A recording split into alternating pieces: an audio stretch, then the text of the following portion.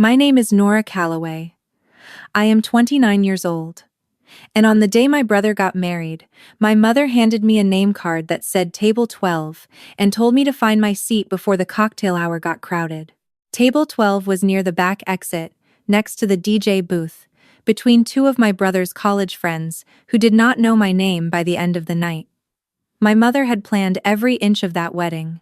She picked the venue, the florist, the caterer, the monogrammed napkins, the photo booth with the custom backdrop that said Marcus and Jenna forever in gold script. She gave a toast that made half the room cry. She danced with my brother to a song she had chosen for him when he was 7 years old. She hugged Jenna's mother like they had known each other for decades. She did not mention me once. Not in the speech. Not in the program. Not in the thank you slide that ran on a screen near the bar listing everyone who had made the day possible. I sat at table 12, with my champagne going warm, and watched my family celebrate like I was a guest who had wandered in from a different party. When I asked my mother quietly, just before dinner, whether there had been a mistake with the seating, she touched my arm the way you touch a surface to check if it is too hot. She said, "Nora, please don't make today about yourself." Then she turned back to the photographer. My brother walked past me twice that night without stopping. The second time, I reached out and touched his sleeve. He looked at my hand, then at my face, smiled the way people smile at strangers in an elevator, and said, "Hey, glad you could make it," before someone pulled him away. I did not cry. I finished my champagne. I watched the first dance and the cake cutting and the bouquet toss I was not invited to stand for. And sometime around 9 o'clock, I said goodbye to no one and drove home alone. 6 weeks later, on a Tuesday morning in March, my father called me 16 times before 8 o'clock. My mother called 4 more times after that. My brother sent a text that just said, "Call me right now," with no punctuation. I did not answer any of them. But I want to tell you what I had done first, and why. Because the wedding was not where this story started. It was only the night I finally stopped pretending it would ever end differently. Before I tell you what happened that Tuesday, let me ask you something. What time is it where you are right now? Drop it in the comments. I want to see how far this travels. My family lives in a suburb outside of Nashville called Brentwood. My parents bought a house there in 2018 when the neighborhood was still ascending, when the school district was good and the property values were climbing. My father, Gerald, sold insurance.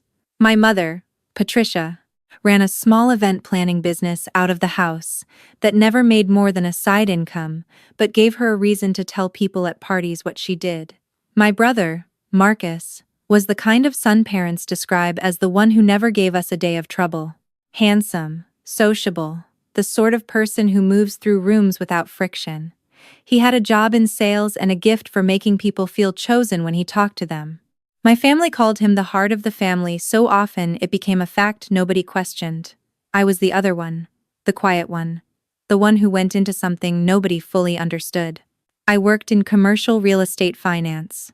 I analyzed properties, structured acquisition deals, managed due diligence for investors buying distressed assets. My family called it Nora's number stuff for years, said it the way people say a word in a foreign language, technically correct but stripped of meaning. I was good at it. I was better than good. By the time I was 26, I had closed enough deals to build something most people my age had not. Not flashy wealth. Not the kind you post about. Structural wealth. The kind that sits in holding accounts and deed transfers and cost basis records. 3 years before the wedding, my parents' house went into a quiet crisis that most of the extended family never knew about. My father had taken out a second mortgage during the pandemic to keep the insurance business afloat when 3 of his largest commercial clients went dark inside of 8 weeks. Then a contractor dispute over a bathroom renovation turned into a judgment lien that compounded faster than my father had anticipated. By early 2022, my parents were behind on payments, facing a notice timeline, and trying to keep everything looking normal at family dinners. My father told me on a Sunday in February, not Marcus, me, because Marcus was, as my father put it, in a sensitive stage of building his life. Because Marcus had just proposed to Jenna, and the family wanted that to be a happy time. because Marcus did not need this kind of pressure right now. I heard all of that, and I said yes.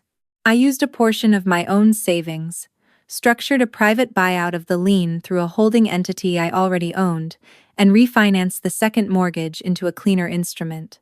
The house, as part of the arrangement, was transferred into my holding company's name with my parents retaining full occupancy rights under a private agreement my attorney drafted. They were to pay a nominal monthly amount, far below market rate, until the underlying debt resolved.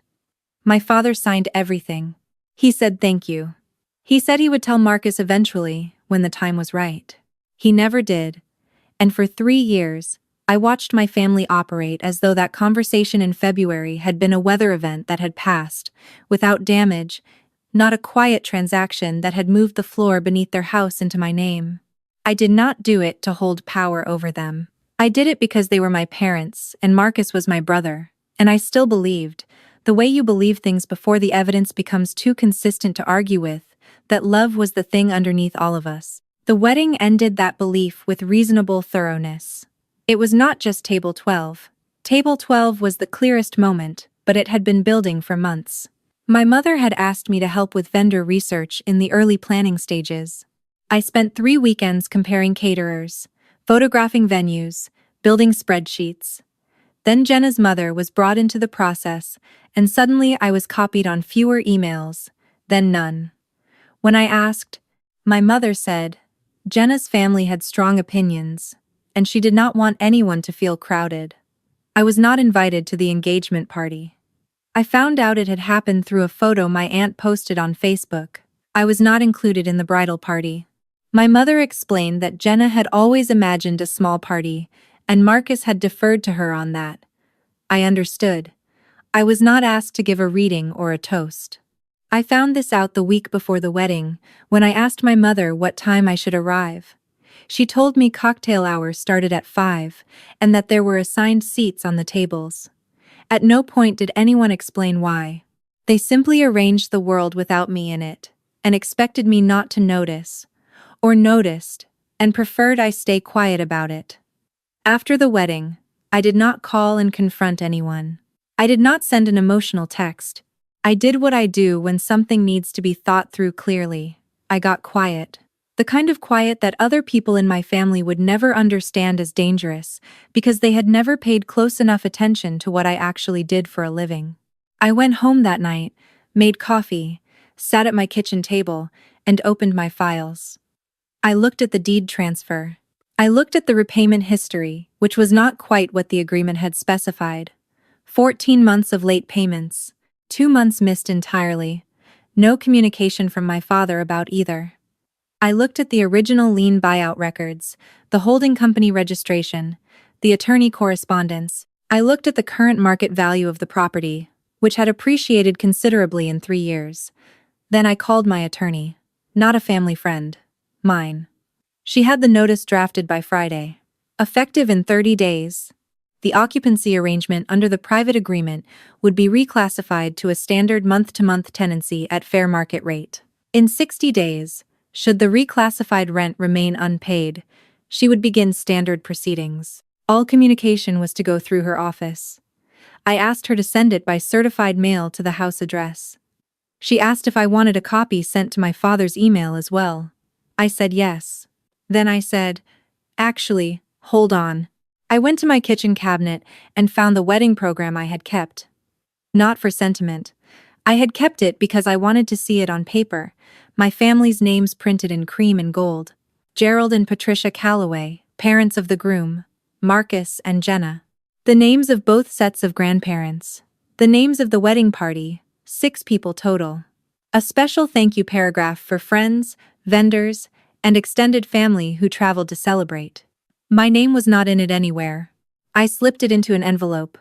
I told my attorney to include it with the notice, no note attached, no explanation. She paused for a moment and then said, "Okay, understood." The certified mail was signed for on a Tuesday morning at 8:47. My father called me for the first time at 8:52. By the time I was on my second cup of coffee, I had 16 missed calls from him, 4 from my mother, and a text from my brother. I listened to the voicemails in order. My father, First message. Nora, call me. There's been some kind of mistake. This can't be right. Call me. My father. Third message. Voice different now, higher and less controlled. We had an agreement. You can't do this. This is our home. Call me back right now. My mother. First message. Soft and tight the way she gets when she is performing composure. Nora, I don't know what you think you're doing, but this is not appropriate, and you need to call your father immediately. My mother. Third message. Composure gone. I have been nothing but good to you. You are doing this because of the seating. Over a seat. That is what this is about. You are a grown woman acting like a child. My brother. Text message. What is wrong with you? Call me. I forwarded all of it to my attorney. Then I blocked their numbers. I want to be precise about something here, because the version of this story that my mother started telling the extended family within 48 hours had me acting out of jealousy, out of spite, out of some long-held need to destroy my brother's happiness. She told my aunt I had always been competitive with Marcus. She told my grandmother I was going through something. She told my father's business partner that I had snapped under the stress of my job and made an impulsive decision I would regret. What she did not tell anyone was about February 2022. She could not, because telling that story would require explaining what had actually happened, and who had actually saved the house, and why it had been kept a secret from Marcus for 3 years. I found out about the extended family calls from my cousin, who texted me privately to ask if I was okay, and whether there was more to the story than what she was hearing. I said yes. I told her the outline. She went quiet for a while, and then said, Nora, nobody knew any of that. That was the point. 3 days after the notice arrived, my parents came to my apartment. I had expected this because my family has always believed that physical presence is a form of argument. My father in his good jacket, the one he wears to funerals and difficult meetings. My mother in a silk blouse with her posture doing the talking before her words did. Marcus half a step behind them, looking like a man who had been handed information he did not have a category for yet. My father started before I invited anyone inside. He said there was no reason for things to go this far. He said we were family. He said whatever grievance I had could be talked through like reasonable adults. I asked him which reasonable adults he had in mind, because the last time I had tried to talk to anyone in this family, my mother told me not to make my brother's wedding about myself. My mother said that was different. That was a wedding, this was our home. I asked what exactly made a home something you could put someone at table 12 and still expect them to protect. Marcus said, Nora, what even is table 12? My father shot him a look. I looked at my brother and asked him if he knew who had paid for the house he grew up in to stay in the family. He looked at my father. My father looked at the floor. My mother said that was a private family arrangement and had nothing to do with the current situation. I said it had everything to do with the current situation, that it was the entire situation. Marcus asked my father directly, Dad, what did she do? My father said something about a loan, about help during a difficult period, about something that had been handled within the family. He used the word handled 3 times, not paid for, not saved, handled. Like my name had been a transaction he could manage into vagueness. Marcus turned to me. He said, So you saved the house and then you held on to it? I said I had held on to it because it was mine. And because an agreement that nobody honored had apparently also been an agreement nobody remembered. My mother cut in and said I was rewriting history to justify what was essentially a financial attack on my own parents. She said she had raised me better than this. I asked her if she had raised me well enough to deserve to be in the wedding program. She said I was being dramatic. I said that word again back to her. Dramatic. And I asked her to think carefully about whether a daughter who funded the preservation of the family home, who researched venues and caterers for months, who sat at table 12 and said nothing, who drove home alone and said nothing, who waited 6 weeks and said nothing, whether that daughter was the dramatic one in this story. Nobody answered. My father tried the quiet approach then. He stepped closer and lowered his voice the way men do when they want intimacy to function as leverage. He said he understood I was hurt. He said the wedding planning had gotten complicated. He said things had fallen through the cracks, and he was sorry it had landed the way it did. He said if I would give them time to restructure, he was sure they could find a path forward that worked for everyone. I said the path forward was in the attorney's notice. 30 days to respond at fair market terms, 60 days before further action. I said those were reasonable terms for a property that had been occupied below market rate for 3 years with 14 months of late payments. My brother said, 14 months? My father said they had communicated that informally. I asked him which informal communications he meant, because my attorney had records of 2 certified letters in that period that had gone unacknowledged. My mother changed direction. She began to cry. Not the slow kind of crying that comes from actual pain, the fast kind, the kind that appears to stop an argument rather than process it. She said I had always felt left out, and she wished she had seen it sooner. She said she was sorry about the seating. She said a mother should never make her daughter feel like a stranger at a family event. I let her finish. Then I said, "Thank you. I meant it." Not because the apology was real, but because she had finally said the true thing inside the decorated thing, even if by accident. I told them the notice stood. I told them my attorney would be the point of contact. I told them I hoped they would use the 30 days well. Marcus stayed as the others moved toward the elevator. He stood in my doorway and looked at me the way he used to look at me when we were children, and he had just figured out that something was unfair. He said he did not know. He said about any of it, he had not known. I said I believed him. He asked if there was any version of this where the house didn't get sold out from under them. I said that was up to their attorney to explore. I said I had not made any decisions past what was in the notice. He nodded. He started to say something else and then stopped. He said, "I should have looked for you at table 12. I said yes. He should have. I closed the door. I will not pretend the weeks that followed were easy. They were not. There is a particular exhaustion that comes from being right about something you wished you were wrong about. My mother kept the story circulating in the extended family, adding details, adjusting the emotional temperature. My aunt called me twice. My grandmother, who is 81, and had always treated me with a particular gentle warmth, sent me a card that said she was praying for all of us. I kept that card. It was the most honest thing anyone sent me in that period. My father retained a family attorney who sent over a letter arguing that the original private agreement had been structured under duress and that I had exploited a vulnerable position to obtain an improper interest in the property. The letter used the phrase, "undue influence," 4 times. It suggested the holding company transfer might be challengeable on equitable grounds. My attorney read it and said, "They found someone willing to send this." She did not say it was a threat. She said it was a document that existed. We responded with the original signed transfer documents, the timeline of payments, the certified letters that had not been acknowledged, and a clear record of the lien buyout that predated the transfer. We attached a simple question: at which specific point in this timeline does the undue influence begin, and who is alleged to have influenced whom? We did not hear back for 11 days. When we did, the letter was shorter. It proposed mediation. It acknowledged that the original arrangement had involved a significant personal contribution on my part. It did not use the phrase undue influence again.